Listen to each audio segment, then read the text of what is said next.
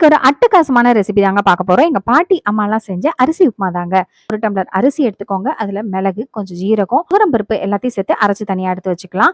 ஒரு வாணல்ல வந்து கொஞ்சமா எண்ணெய் விட்டு கடுகு, கடலப்பருப்பு, உளுத்தம்பருப்பு, கருவேப்பிலை, பச்சை மிளகாய் எல்லாம் போட்டு திருகின தேங்காயும் பெருங்காயம் சேர்த்து கொஞ்சம் வதங்கின பிறகு 2 பங்கு தண்ணி விட்டு உப்பு போட்டு நல்லா கொதிக்கட்டும். கொதிச்ச பிறகு இந்த அரைச்ச அரிசியை வந்து அப்படியே ஊத்த வேண்டியதாங்க. 2 நிமிஷம் ஹை ஃப்ளேம்ல இருக்கட்டும். அதுக்குள்ள பாத்தீங்கன்னா நல்லா கெட்டியாயிடும். அதுல 2 ஸ்பூன் நல்லா தேங்காய் எண்ணெய் விட்டு இன்னும் ஒரு 5 நிமிஷத்துக்கு ஹை ஃப்ளேம்ல வச்சுட்டு அடுப்பு அணைச்சிருங்க. சைட் டிஷ்ஷா வந்து தேங்காய் சட்னி, அதோட கருவேப்பிலை கொத்தமல்லி மட்டும் சேர்த்து அரைச்சு பாருங்க. டேஸ்ட் சும்மா சூப்பரா இருக்குங்க. இதுக்கு தாளிப்பை கொடுத்துட்டு இது கரெக்டா வந்து நல்லா ஒட்டாம வந்திருக்கு இல்லையா?